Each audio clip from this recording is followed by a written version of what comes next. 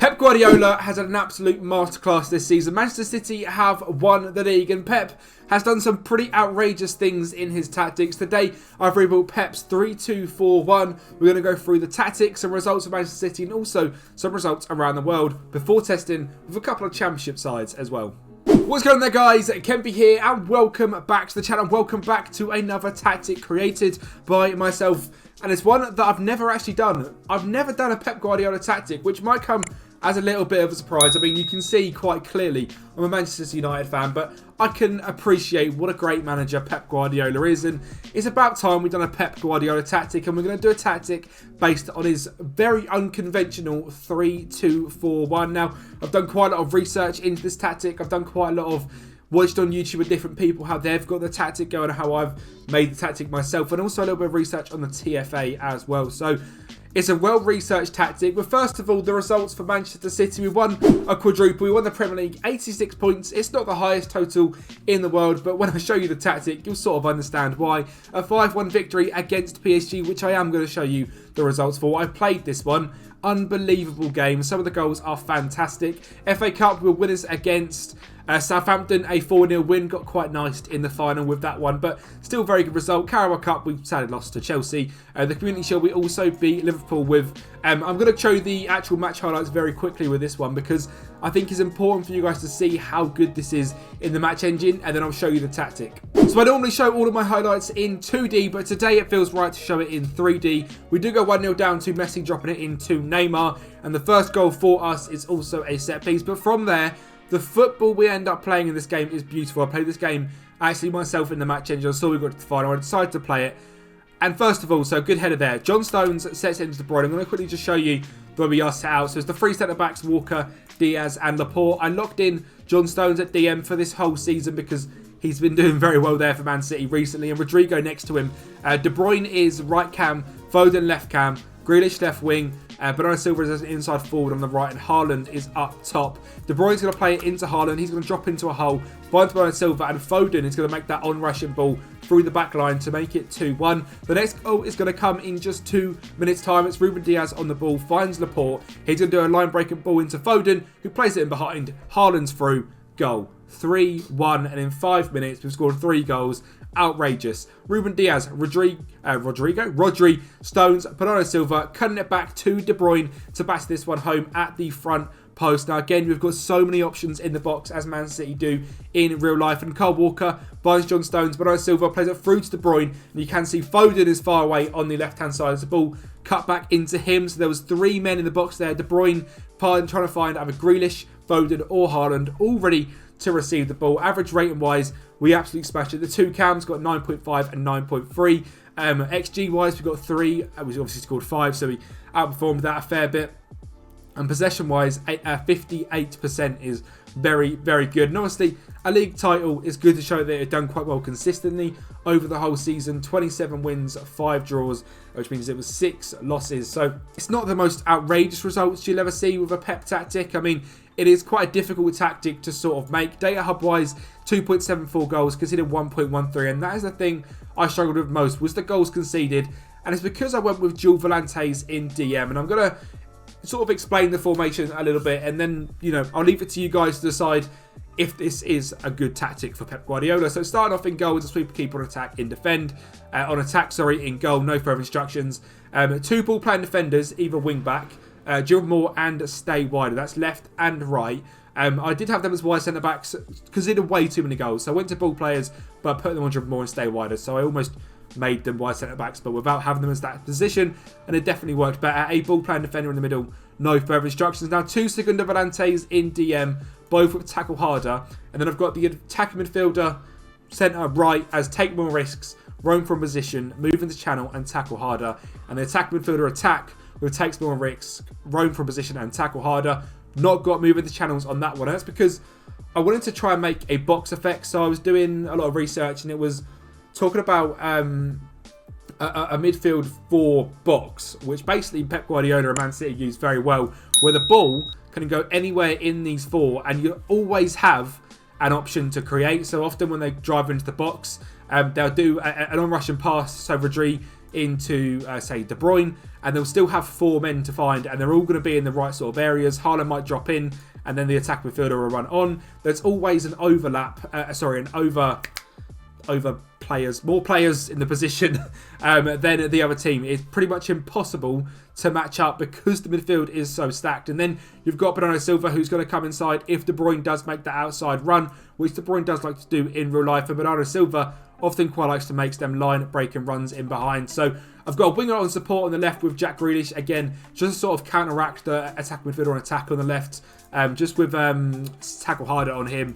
An inside forward and attack with Bernardo Silva, with roam from position and tackle harder, which allows him and the right-sided attacking mid to rotate a bit more. And a complete forward on attack up front as well with Erling Haaland. With tackle harder, I found the advanced forward, people weren't scoring the amount of goals that I wanted them to score. But as soon as I changed him to a complete forward rather than the advanced forward, I definitely got better results. So Haaland did score 69 goals and got 12 assists. It's pretty outrageous, but I wasn't getting the results I was getting elsewhere with him as advanced forward. So 21 goals and 21 assists with De Bruyne, 20 goals, 22 assists for Bernardo Silva, 15 goals, 19 assists with Phil Foden, 11 goals, 8 assists with Julian Alvarez, 10 goals, 12 assists with Cole Palmer, and 22 assists and 9 goals with Jack Grealish as well. So I was happy with how much the goals were spread out elsewhere, and that was one of the things that I really wanted to make sure I had down correctly, because it's quite a difficult thing to try and get right because we've got so many men pushing forward. It was good that I made sure to get that correct. If we do go into the Premier League and have a look at the team stats,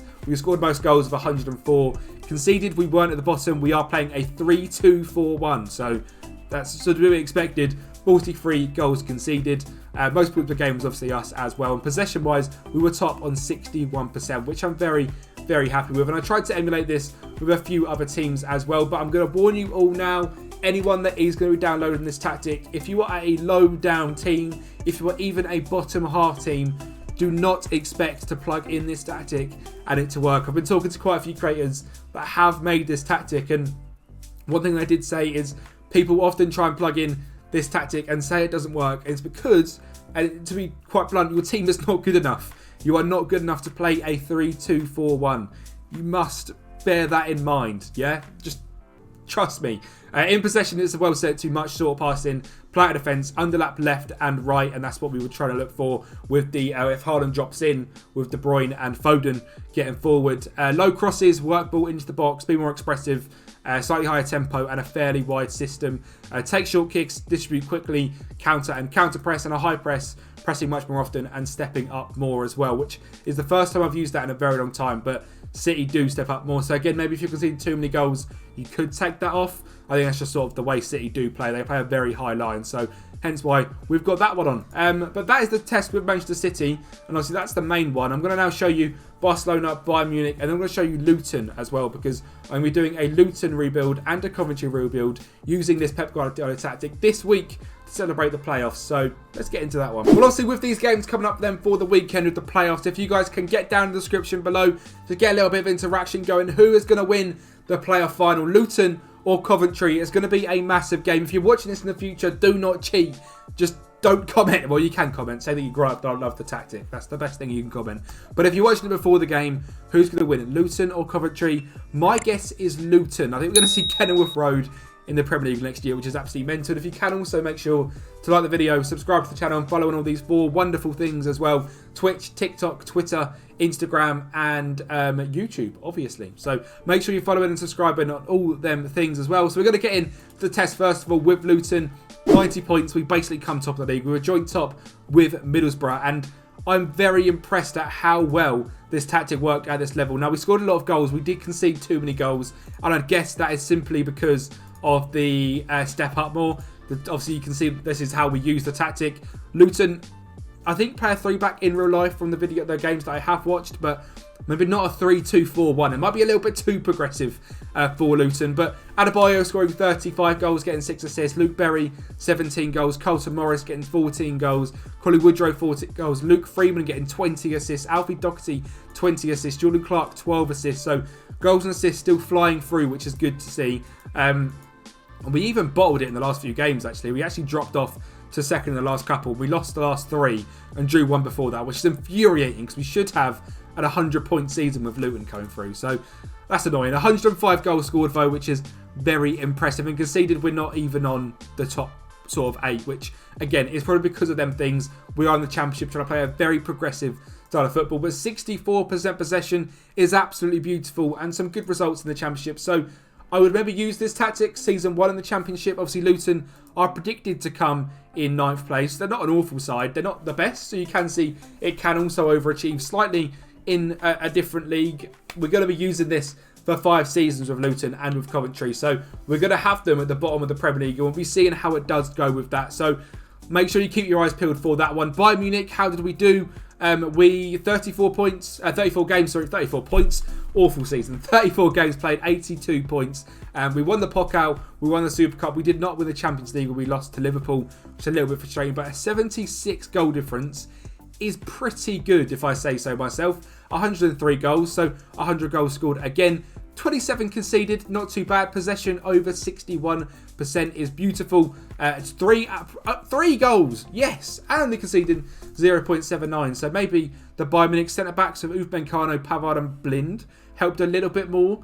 I forgot Blind was at Bayern. Maybe that helped a little bit more with, you know, the pace at the back, I suppose. Sadio Mane with 37 goals. Müller with 30 and 15 assists. Jamal Musiala, 24 goals, 22 assists. 9 goals, 11 assists with Sane. 4 goals, 14 assists with Kimmich.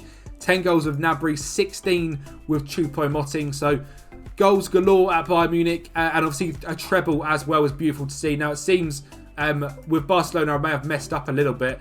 There might be a game to go. There's a game to go. So we'll say we got 90 points because we might have. But we didn't actually end up winning the league with Barcelona. We didn't win anything. We scored the most goals, scoring 114. But we conceded too many goals. 34 goals conceded. Again, 61% possession. But in the Cups, we got knocked out in the semi-finals by Madrid. And the Copa del Rey knocked out in the 4th round by Real Sociedad, which is very frustrating. And in the Champions League, we got knocked out by Inter Milan as well. So not the greatest seasons with Barcelona. 49 goals for Lewandowski, 22 goals and 20 assists for Ousmane Dembele. Pedri and Gavi having some fantastic results as well, both with over 35 goal contributions. And Ansu Fati as well, over 20 goal contributions. So as long as we didn't finish the season with Barcelona, still over 3 goals a game, 0.92 conceded, and still some very good results. So this Pep Guardiola tactic is very, very good, but beware who you are using it with. Do not use it with a bottom side team. I'm warning you now. I will not be replying to a comment that says this tactic did not work with my League 2 24th predicted Wrexham in Season 5. Okay? It's not going to work. So make sure you are downloading this tactic from Sortitoutsi. I hope you do enjoy it if you are using it with a team which is very, very strong. Thank you guys for watching. Like the video, subscribe to the channel, and I'll speak to you next time.